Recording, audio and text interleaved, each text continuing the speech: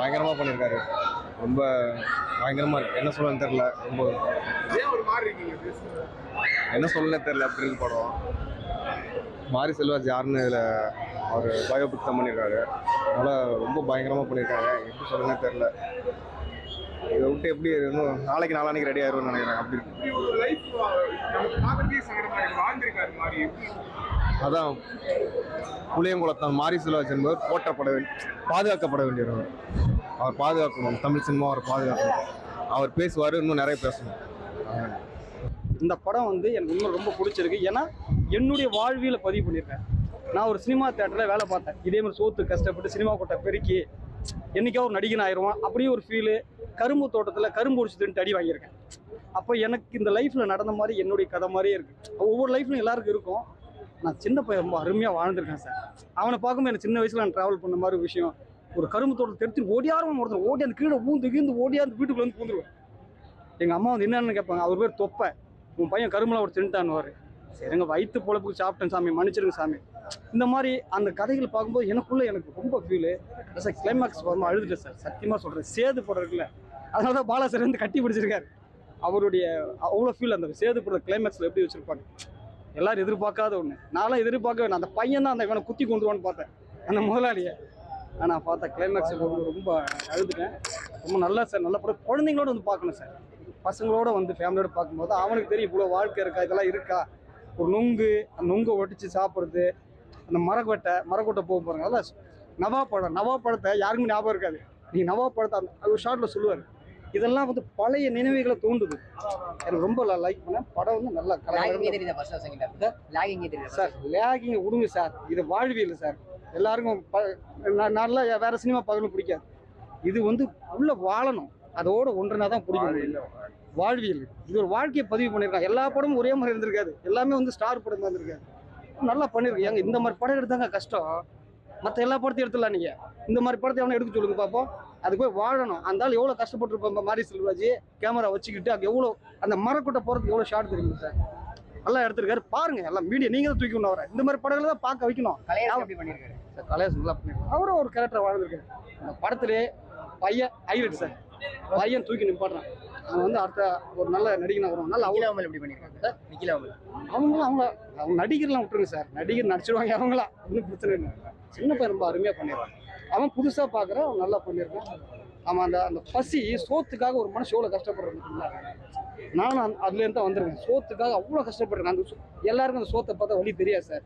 கீழே கொட்டுவோம். ஒரு ஹோட்டலில் சாப்பிடும்போது அவ்வளோ சோறை வச்சுட்டு போயிட்டே இருப்போம். ஆனால் ஒரு சோறு கூட விட மாட்டேன், வழித்து சாப்பிட்டு போவோம். ஏன்னா பசி கொடுமை, அவ்வளோ கஷ்டப்பட்டுருக்கேன். அந்த பையன் கடைசி ஒரு வேளை சோறு சாப்பிட முடியலன்னு நம்ம அடிச்சுட்டு அழுது அவன் பயத்தில் ஓடுவான். ஐயோ அவன் இது பிள்ளைய ஒரு சோறு ஒரு வாரத்துக்கு கூட சாப்பிடுவாங்க. வாழை படம் பார்த்தேன். எனக்கு எல்லாருமே கட்டி பிடிச்சி அழுதுட்டு முத்தம் கொடுத்துட்டு போகிறாங்களே, அது ரொம்ப எமோஷனலாக இருக்குன்னு பார்த்தேன். பட்டு தங்கர் பச்சான் சேரன் சார் என்ன சொன்னாங்களோ அதான் சொல்லியிருக்கிறாரு. ஆவரேஜாக தான் போகுது படம். ஃபர்ஸ்ட் ஹாஃபும் செகண்ட் ஹாஃபும். கிளைமேக்ஸில் தான் பெரிய ட்விஸ்ட் வைக்கிறாங்க. சில பேர் எமோஷனலாக கனெக்ட் ஆனால் இந்த படம் வந்து ரொம்ப ஃபீல் பண்ணுவாங்க. ஏன்னா சின்ன வயசில் ஊர் சைடில் வளர்ந்தவங்களுக்கு அந்த ஃபீல் கனெக்ட் ஆகும். நம்ம சிட்டி உள்ள இருந்தவங்களுக்கு இந்த மெட்ராஸ் மாதிரியான படங்களை பார்க்குறவங்களுக்குலாம் பார்த்தீங்கன்னா கண்டிப்பாக நம்மளுக்கு செட் ஆகாது.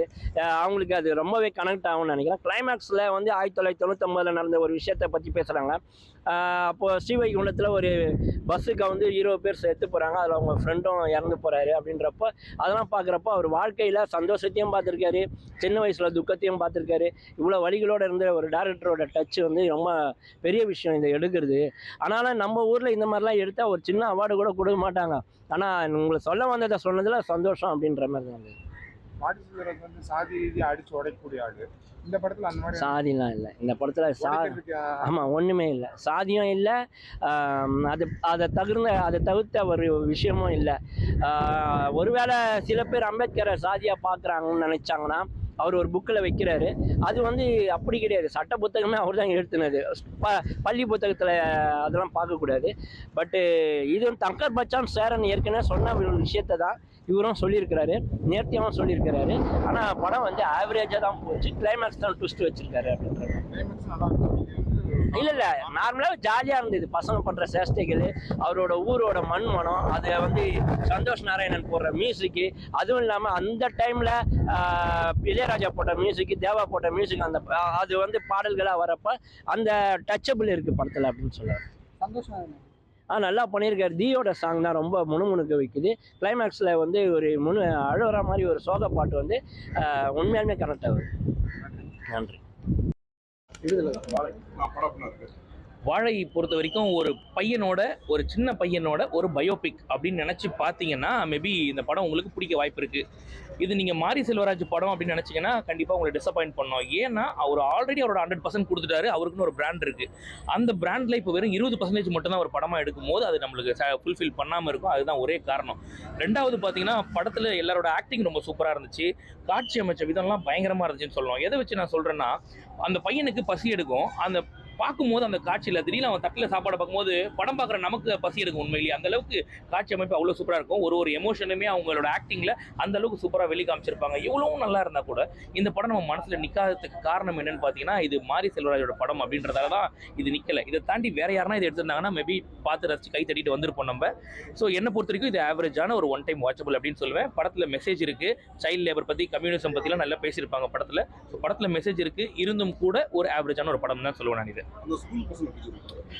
அதாவது நீங்க ஃபர்ஸ்ட் ஆஃப் கம்ப்ளீட்டா நீங்க பார்க்கும்போது எல்லாமே நம்ம ஸ்கூல் டேஸை கடந்து வந்த மாதிரி இருக்கும். நீங்க 80s 90s எல்லாம் பாத்தீங்கன்னா நம்மளோட ஃபர்ஸ்ட் இம்பாக்டேஷன் நம்மளோட ஸ்கூல் டீச்சரா தான் இருந்திருப்பாங்க. ஆக்சுவலா இந்த படத்துல அந்த மாதிரி ஒரு ரோல் வரும்போது அது அப்படியே நம்ம கடந்து வரும்போது சூப்பரா இருக்கும். பார்க்கும்போது பரவாயில்லப்பா, ஒரு ஃப்ரெண்டு கூட நம்ம அரட்டை அடிக்கிறது, பேசுற வீதி எல்லாமே நம்ம அங்க இருக்க மாதிரி இருக்கும். ஆக்சுவலா அதெல்லாம் நல்லா இருக்கும் ஃபர்ஸ்ட் ஆஃப் பொறுத்த வரைக்கும்.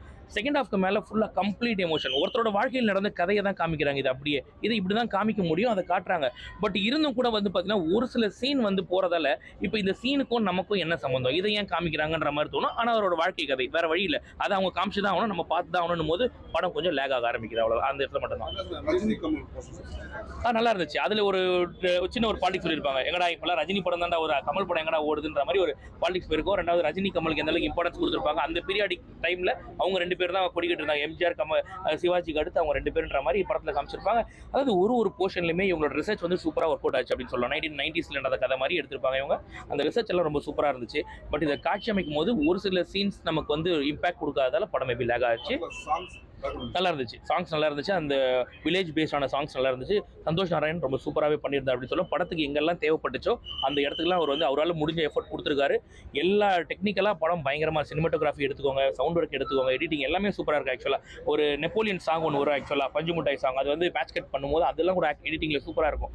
இவ்வளவும் இருந்து கூட இந்த படம் ஒரு ஆவரேஜான ஒரு படம் தான். பிகாஸ் மாரி செல்வராஜ்